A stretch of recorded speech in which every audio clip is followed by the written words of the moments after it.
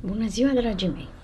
Astăzi o să vă relatez comportamentul fiecărui semn zodiacal în legătură cu banii. Berbec. Relația berbecului cu banii este marcată în mod natural de o atitudine asemănătoare berbecului, adică faptul că natura de bază a semnului se reflectă și în ceea ce privește banii și câștigurile. Prin urmare, este o relație agresivă, impulsivă și nu foarte calmă. În ceea ce privește obținerea de bani, trebuie mai întâi spus că prima sa preocupare nu este suma de bani pe care o poate câștiga muncind. Destul de ușor poate alege o ocupație mai puțin plătită, care este totuși mai variată și plină de viață decât alta. Este de asemenea adevărat, pe de altă parte, că optimismul de bază tipic semnelor de foc înseamnă că nu este niciodată prea îngrijorat în privința problemelor de bani, convins, așa cum este el, când va fi nevoie, ei vor veni. Cu toate acestea, banii presupun într-un mod special pentru berbec aspectul unui simbol al succesului sau, mai bine zis, al unui semn concret al succesului, al victoriei, al cuceririi. Desigur, nu există loc pentru acumulare de economii. Grija sa de îmbogățire se manifestă cheltuind. O cheltuială este de asemenea o răspândire legată de impulsul momentului, de entuziasmul imediat. De fapt, pentru berbec este dificil să reziste tentației de a cumpăra pe loc ceva ce le place, iar pentru a evita să ajungă la ruină, nu ar fi rău să aibă cât mai puțin bani în buzunar. Dar întotdeauna există carte de credit și, prin urmare, nu este neobișnuit, berbecul nostru se va regăsi cu obiecte de care nu prea are nevoie. Taur. Cei născuți în acest semn tind să aibă, să obțină și să păstreze ceea ce au obținut. De asemenea, datorită nuanțelor hedoniste menționate deja, Taurul adoră obiectele frumoase, confortul, mediile confortabile și elegante împreună, hainele bine croite și, bineînțeles, conturile bancare. Evident, dorința deja remarcată de o securitate atât materială cât și psihologică joacă și ea un rol în acest sens. Prin urmare, Taurul nu pierde oportunitățile de câștig. O taxă care, compatibil cu nevoile zilnice de cheltuieli, va fi economisită și mai târziu investită. Ei nu iubesc riscul, prin urmare investițiile vor fi cele mai tradiționale și mai sigure, obligațiuni de trezorerie, obligațiuni guvernamentale, aur. Și vorbind despre aur, nu trebuie să uităm componenta venusiană a acestui semn zodiacal. Vreau să spun că destul de des, în utilizarea banilor săi, Taurul va alege active de refugiu în siguranță, cum ar fi aurul, diamantele, imobiliarele, dar va păstra prezent și ceea ce, pe lângă faptul că este prețios, este și frumos. Vorbesc despre tablouri, antichități, bijuterii, monede antice. În acest sens, la limită, s-ar putea strecura decisiv și colectarea. Dar există un pericol pentru Taurul nostru, adică de identificare cu banii săi, cu averea lui. În acest caz, provocat de nevoia de securitate menționată deja, banii devin un scop, nu mai este un mijloc, iar anxietatea dobândirii sale poate deveni o boală reală. Gemeni. Atitudinea nativului geamăn față de bani este ambiguă, dublă, la fel ca natura semnului. Acest tip, de fapt, va fi determinat să cumpere imediat tot ceea ce vede și să-l atragă minim. Este individul clasic care aproape că vânează lucruri de cumpărat, care îl determină să risipească în cel mai scurt timp ceea ce tocmai a strâns. Desigur, prin achiziționarea de articole care nu sunt aproape necesare, dacă nu complet inutile. Și toate acestea, în timp ce facturile care trebuie plătite rămân în așteptare, pierdute în fundul unui sertar dezordonat, diferit, mai responsabil și mai prudent, este totuși negustorul geamăn, omul de afaceri geamăn. În acest caz, achizițiile și cheltuielile vor fi în general mai motivate, iar banii vor primi o valoare mai mare. Se înțelege totuși că tipul în cauză nu funcționează doar pentru bani, doar pentru câștig, ci pentru bucuria negocierii, pentru satisfacția de a desfășura o afacere, pentru plăcerea de a vinde și a cumpăra. Să ne amintim atunci că tipul geamăn, dincolo de toate lucrurile pe care le poate cumpăra, nu este un subiect care tinde să acumuleze, să economisească. Mai degrabă este aproape indiferent despre a avea și despre a poseda. Aceasta nu înseamnă că un geamăn poate avea mulți bani, îi poate obține jucând pe piața bursieră, dar tocmai asta e problema la negustorul geamăn, la omul de afacere geamăn, jocul. Rac. Racul, dominat de lună, poate apărea adesea legat de starea de spirit în relația sa cu bani. Prin urmare, relațiile capricioase, instabile, discontinue, care oscilează de la supărare până la anxietatea posesiunii, de la cea mai completă indiferență la forme ciudate de avaritate. Și aici, desigur, temperamentul racului, înclinația lui pentru tot ceea ce este acasă și familie nu trebuie uitată. Prin urmare, se poate vorbi că tendința de bază despre nevoia racului de a se simți în siguranță într-o casă drăguță și confortabilă cu familia sa, care de obicei costă. Atunci, acești bani pot fi un mijloc de a obține lucruri legate mereu de natura semnului, muzică, mâncare bună și așa mai departe. În ceea ce privește avariția menționată, se încadrează prea ușor în cadrul indicat. Este, de fapt, o prevedere având în vedere unele cheltuieli viitoare substanțiale sau un eveniment imprevizibil care se poate întâmpla întotdeauna. Pe scurt, racul vrea să simtă umerii acoperiți și, din acest motiv, se poate jertfi în anumite limite, astăzi în favoarea zilei de mâine. Cu toate acestea, amintirea menționată se poate manifesta neașteptat sub forma unui capriciu. La tipul rac se înfurie brusc de ceva și vrea să-l obțină cu orice preț, cu o încăpățânare copilărească și astfel cheltuiește în ciuda tuturor planurilor de economie. Leu. Dorința lui Leu este să exceleze, iar banii pot reprezenta un mijloc în acest scop. Cu bani, de fapt, nativul se poate înconjura de acel lux care uneori îi se pare la fel de necesar ca aerul și care îi permite să apară în ochii celorlalți. Toate acestea, desigur, înseamnă că este dispus să facă multe pentru a obține banii de care simte că are nevoie. Mai mult, acest lucru nu se întâmplă întotdeauna prin muncă. Nu vă alarmați, nu mă refer la furturi sau jafuri, ci mai simplu la datorii. Datorii care, de fapt, leul poate fi determinat să le contracteze cu o anumită ușurință inconștientă pentru a-și menține și îmbunătăți nivelul de viață din ce în ce mai mult, de multe ori peste posibilitățile sale reale. Banii, pe măsură ce intră, se duc imediat. Acest tip de zodie, de fapt, este în felul său foarte generos și nu se reține când e vorba de cadouri grozave de dat, când trebuie să plătească cina pentru o întreagă masă, când, dacă este bărbat, o femeie trebuie acoperită cu flori. Resursele sale sunt enorme și găsește întotdeauna pe cineva dispus să-i acorde credit. Fecioară. Tipul fecioarei este adesea alocat ca un subiect lipsit de înțelepciune, dacă nu chiar înțepător, ceea ce, în anumite feluri, este adevărat. Totul trebuie înțeles despre ce înseamnă hoț și ceea ce înseamnă zgârcit. Desigur, bărbatul fecioară are o relație cu banii care derivă din nesiguranța sa.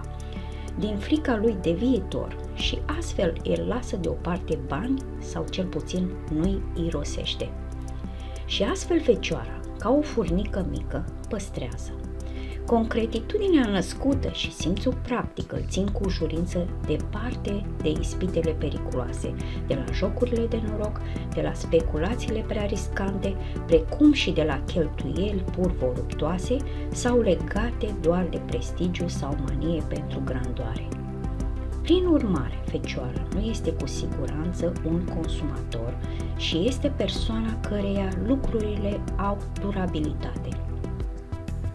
Nu are sens pentru că el să schimbe mașina, dacă cea pe care o are, chiar dacă este un model foarte vechi, încă funcționează bine.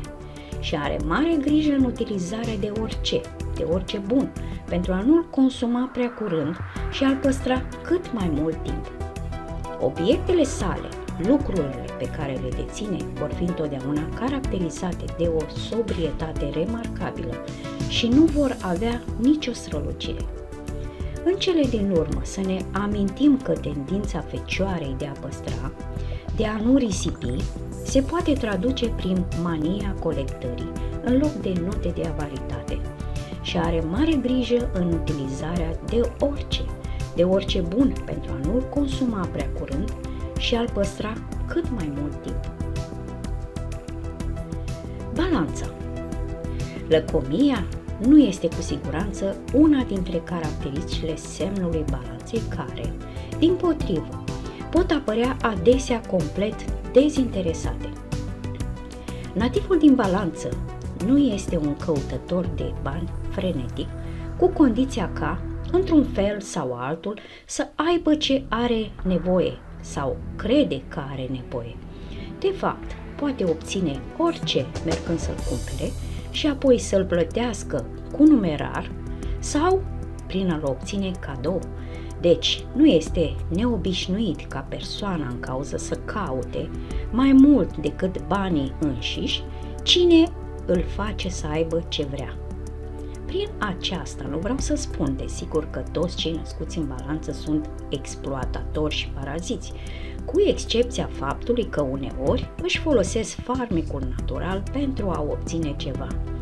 În orice caz, dacă este bine furnizat cu bani, acest tip de zodiac nu solicită cu siguranță să îi se ceară să-l cheltuiască, iar prevalența în achiziții se îndreaptă către articole de lux, spre lucruri frumoase și frivole și, în cele mai bune cazuri, către opere de artă, obiecte de antichități, obiecte prețioase. Nativului nu îi lipsește generozitatea, entuziasmul față de ceilalți, chiar dacă este întotdeauna puțin obișnuit. Faptul rămâne totuși că este de asemenea disponibil pentru a cheltui pentru alții, pentru a ajuta, a da, și aici există pericolul ca, nerealizând valoarea banilor, să pornească în afaceri falimentare sau să cadă victime de prietenii frauduloase. Scorpion. Chiar și către bani, Scorpionul poate manifesta un anumit dispreț și un anumit dezinteres. Cu toate acestea, el înțelege clar valoarea banilor ca un mijloc extrem de util, dacă nu este indispensabil, de a obține ceea ce îl interesează. Prin urmare, el se poate dedica, chiar și cu un anumit angajament, achiziției sale, întotdeauna cu nuanțe de detașare și fără prea multe probleme. Nu s-ar deranja totuși să înceteze vânătoarea odată ce are prada de care este interesat în acel moment.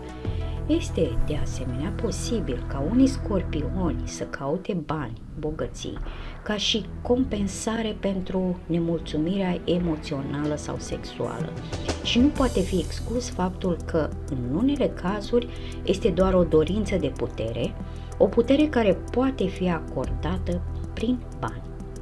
Anumite nuanțe de ilegalitate nu sunt neobișnuite la cei născuți în acest semn. Morala lor, de fapt, este uneori puțin personală. Deci, de exemplu, dacă un scorpion crede că plata licenței de televiziune nu este corectă, nu va plăti. Și același lucru poate fi valabil și pentru taxa rutieră, pentru anumite impozite și așa mai departe. De asemenea, se poate întâmpla ca subiectul în cauză, dominat de o oarecare pasiune devoratoare, să-și consume complet patrimoniul. Săgetător. Relația săgetătorului cu banii nu este cea mai dificilă. Când există, e bine. Când nu există, iar e bine. Spunând acest lucru, mă refer la optimismul înnăscut care aparține acestui semn și care îi împiedică să se îngrijoreze prea mult de problemele economice.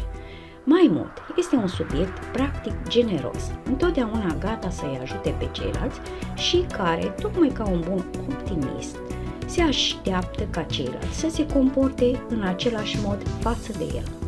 În toate acestea, desigur, include și idealismul care nu lipsește din săgetător, un idealism care îi poate permite să petreacă chiar mult timp între privare și greutăți în numele principiilor sale. Trebuie de asemenea spus că acest tip de zodiac nu are resurse și, într-un fel sau altul, chiar și în situații dificile se poate gestiona destul de bine. Aventura, în plus, nu deranjează. La aceasta trebuie să adăugăm că Jupiter, conducătorul semnului, planetă benefică prin excelență, este un purtător al unei mari averi, astfel încât, dacă nu este indicat altfel de destinul individual, poate ajuta nativul într-un mod remarcabil, împiedicându-l să aibă probleme reale cu privire la situația economică. Capricorn. În ceea ce privește semnul Capricornului, relația cu banii, averea, bunurile materiale trebuie să fie legate de tendința către securitate și stabilitate de mare nevoie. Și, evident, posesiunile pot da un sentiment de securitate calmă spre viitor. Prin urmare, este posibil să înțelegem cum, destul de des, nativul în cauză tinde să acumuleze bunuri și face totul pentru a-și crește tot mai mult patrimoniul. O preferință specială este indicată pentru imobiliare, apartamente, clădiri, terenuri. Nu este surprinzător că acesta este un semn al pământului. Dar și aurul și metalele prețioase exercită un farmec, nu indiferent. Este clar că, cu aceste premise, disponibilitatea de a cheltui va fi prea mare, iar ieșirile de bani vor fi implementate cu cea mai mare prudență. Pe scurt, în cele mai grave cazuri, ca să spunem așa, se poate vorbi de avariție reală. Capricornul, chiar dacă este într-o poziție de importanță socială și bine dotat economic, tolerează foarte bine un nivel de viață modest, cu mult sub posibilitățile sale reale. Unele îngrijiri pot fi dedicate căminului care, în plus, se împrumută să accepte forme de acaparare, cum ar fi, de exemplu, colecția de antichități. Vărsător. Termenul detașare este adesea folosit în legătură cu vărsătorul și tocmai acesta este cuvântul care trebuie folosit cu referire la relația dintre subiectul în cauză și banii, bunurile materiale. Detașarea nu înseamnă indiferență, ci înseamnă a atribui valoarea corectă a lucrurilor și a te comporta în consecință. Este de fapt ceea ce face vărsătorul, care nu respinge și nu disprețuiește banii, chiar dacă nu se grăbește după ei frenetic. Când îi are, îi folosește în principiu într-un mod destul de agitat, fără a se îndepărta totuși de capricii și, de asemenea, urmând destul de mult impulsul momentului. Dacă, pe de altă parte, nu există bani, nativul cu siguranță nu începe să plângă și nici nu cade într-o stare de depresie. Ideal ar fi să lucreze din când în când pentru a câștiga suma necesară atât pentru un anumit scop, cum ar fi întreținerea, și apoi să se oprească până când apar noi nevoi. De asemenea, trebuie amintit că întotdeauna în contextul dragostei sale pentru independență și libertate, Vărsătorul nu dorește absolut să intre în datorii de niciun fel. Cu greu cumpără lucruri în rate, preferă să economisească bani și să cumpere ceea ce are nevoie plătind în numerar. De asemenea, acest lucru este un mod de a menține o mare libertate. Atunci este foarte probabil ca nativul să cheltuiască sume chiar considerabile pentru a-și satisface interesele și curiozitățile sale intelectuale, cărți, ziare, spectacole, înregistrări. Pești. Dacă un bun astrolog care evaluează cazul particular nu spune contrariul, persoana născută sub semnul peștilor este un administrator foarte prost al propriilor sale bunuri și, eventual, pe ale celorlalți. Uitat, distras, impulsiv, emoțional, nu este în stare să țină situația financiară sub control deplin. Prin urmare, cheltuielile pot fi într-o creștere continuă și în momentele în care veniturile sunt în scădere precipitată. Cele mai grave oportunități de investiții, dar poate că ar fi mai bine să vorbim despre escrocherii, îl găsim pe nativul pești în fruntea unei dorințe inconștiente de distrugerea bunurilor lor. Cel mai inutil lucru e cumpărat din motive sentimentale, în timp ce uită în schimb să plătească facturile pentru telefon, gaze, electricitate. Uneori, acest tip de zodiac poate cădea pradă demonului jocului și apoi între ruletă, poker, loto, râurile de bani dispar. Și să nu uităm însă că nativul pești, dacă este înșelat, este capabil să înșele și, în cazurile de nevoie disperată, ar putea recurge la vreo păcăleală pentru a ieși din aceasta. Pe scurt, ar trebui să dăm nativilor noștri celebrul sac de monede de aur, care nu se termină niciodată.